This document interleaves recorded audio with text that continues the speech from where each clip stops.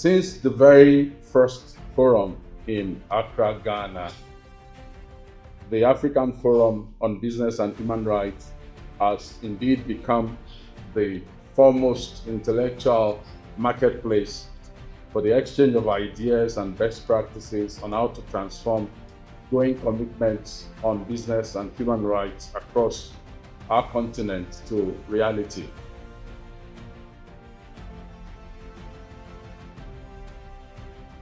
Our conviction is very simple.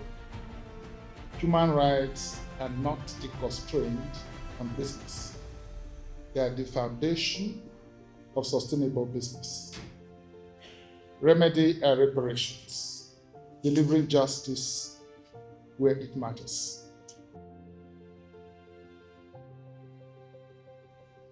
Nearly two-thirds of the global quota, but these issues extend beyond child labor. Environmental degradation threatens children's health. Decent working opportunities for youth remain limited, and the digital platforms present both promise and peril.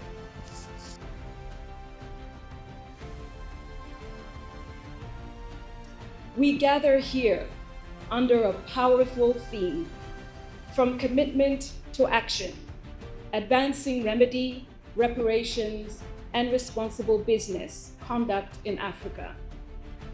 This aligns with the African Union's 2025 theme, the Year of Reparations: Justice for Africans and People of African Descent through Reparations.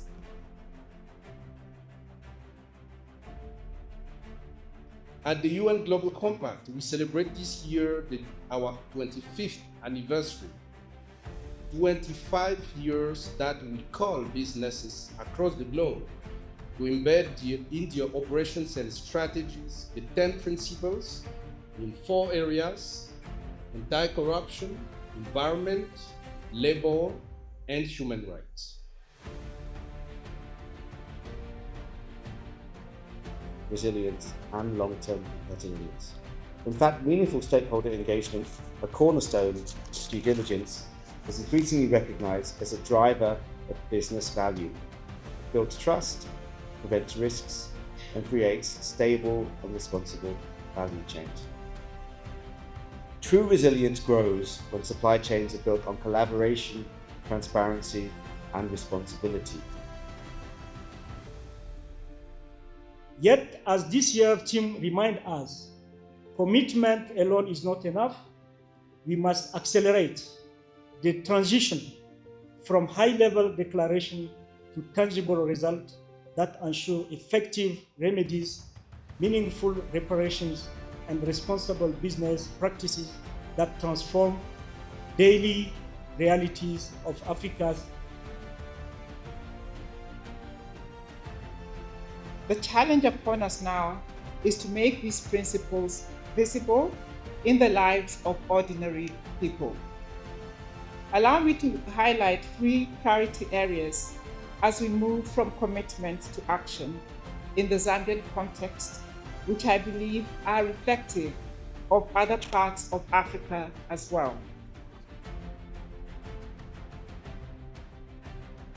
This forum convenes at a time when the government of the Republic of Zambia has taken deliberate steps to advance the protection and promotion of human rights in the context of business operations. The journey to the development of the National Action Plan for Zambia began in November 2017 when Zambia accepted a recommendation from Kenya during the 3rd cycle of the Universal Periodic Review. This forum coming together at a time when the gap of what the community members are experiencing on the ground and what is promised in corporate social responsibility reports is frequently too great, too painful, and too long. We need to close the gap. And we must do this agently, collectively, and courageously. Some of you may know that before I even became the first female Minister of Justice, actually, in the Republic of Zambia, I was the first female to be the Minister of Central Province. And these issues that you are deliberating about here are very close because I experienced them. How do we ensure that the mines are done in a sustainable way, in an environmental safe way, so that we do not affect, for example, the waterheads as it is in the North Lusaka waterheads there in around the Mukushi farmers there and the citizens of Mukushi. So I am aware of some of these challenges. My fellow colleagues, distinguished guests, as we gather here in Zambia, we are reminded of the country's bold ambition to become a prosperous mid-income country by 2030.